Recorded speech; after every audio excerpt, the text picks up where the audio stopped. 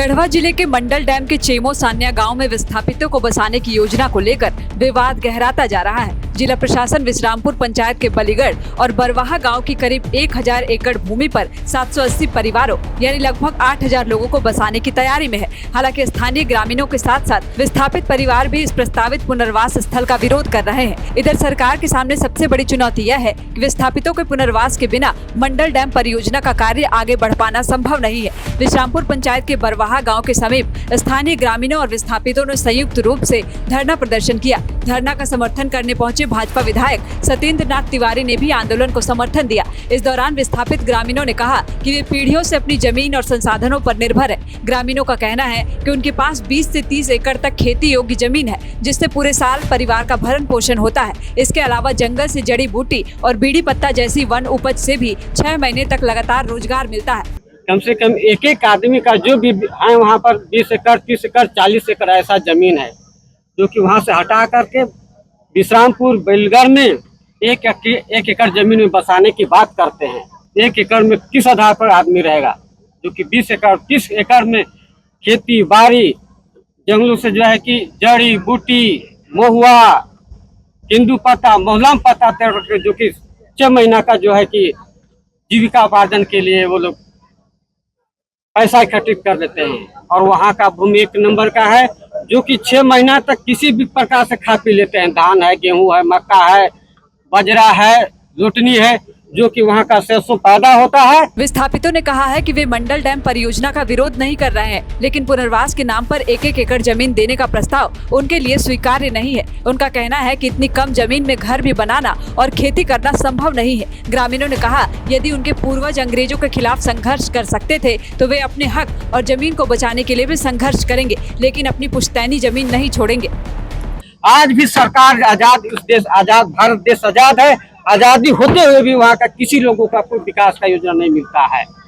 बताइए, ये स्थिति है वहाँ का। न रोड है, न पानी है, न बिजली है, न लाइन है।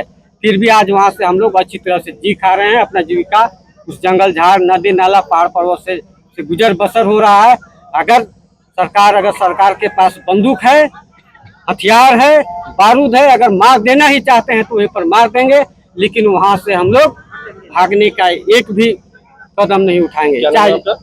धरना स्थल पर पहुंचे विधायक सत्येंद्र नाथ तिवारी ने कहा कि यह केवल विस्थापितों का नहीं बल्कि आदिवासियों के अस्तित्व और अधिकारों का सवाल है। उन्होंने सभी राजनीतिक दलों से आंदोलन का समर्थन करने की अपील की। विधायक ने कहा कि जो लोग पुनर्वास के लिए लाए जा रहे हैं वे पेसा एक्ट क्षेत्र से आते हैं, जबकि यह इलाका पेसा एक्ट से अलग है। उन्होंने पूर्व विधायक मिथिलेश ठाकुर से भी इस आंदोलन में शामिल होकर प्रभावित परिवारों की आवाज उठाने की अपील की।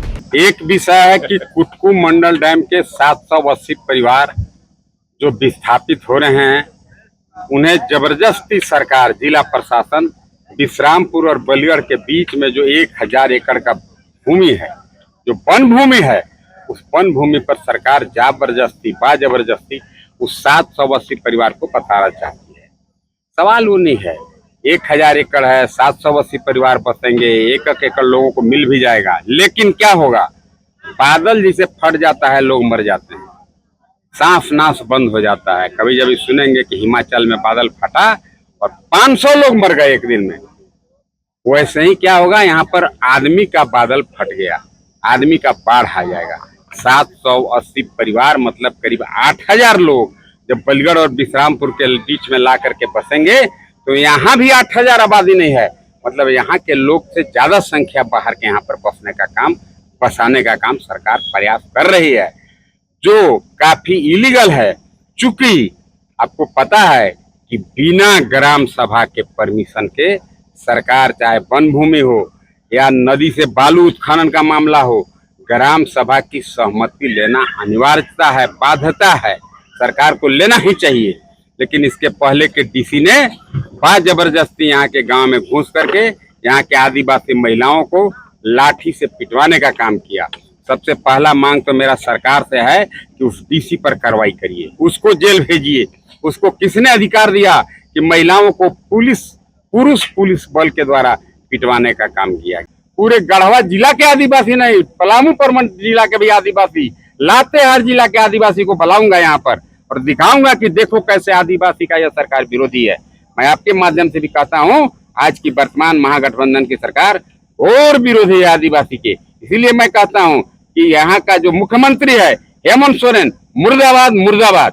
इसीलिए मुर्दाबाद, आदिवासी का वोट लेके मुख्यमंत्री बना है और आदिवासी लहर में धूप में घूम रहे हैं और उसके जेएमएम के नेता एसी में सो रहे हैं।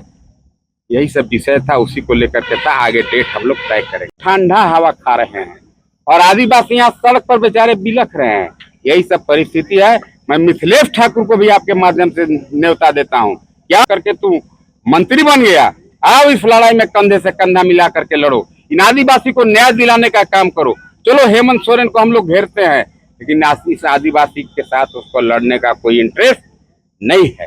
गोल, जहां 27 वर्षों के सफर में 17,000 से भी अधिक छात्रों ने डॉक्टर एवं इंजीनियर बनकर भरे सफलता की ऊंची उड़ान, जहां साधारण छात्र भी झारखंड टॉपर्स बनकर बना रहे इतिहास। दूरदर्शी शिक्षाविद श्री विपिन सिंह के मार्गदर्शन में मेडिकल एवं इंजीनियरिंग के लाखों छात्रों के लिए आशा की किरण के रूप में गोल नेशंस लीडिंग इंस्टीट्यूट। प्रॉब्लम हो गया और सडनली हो गया, अचानक हो गया। तो Jeevan Jyoti super specialist hospital में एडमिट करके इनका एंजियोग्राफी कराया। एंजियोग्राफी करने के बाद वो अपना रिपोर्ट दिया कि इनका 95% प्लस ब्लॉकेज, स्टेंट से काम नहीं चलेगा, इनको बाईपास करना ही पड़ेगा।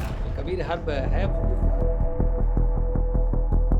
जब यहाँ पहुँचे फर्स्ट टाइम में इनको दिखाया तो माशाल्लाह रिपोर्ट बहुत बढ़िया है। 1 सप्ताह अंग्रेजी दवा चलाना है, उसके बाद दवाई बंद कर देना है।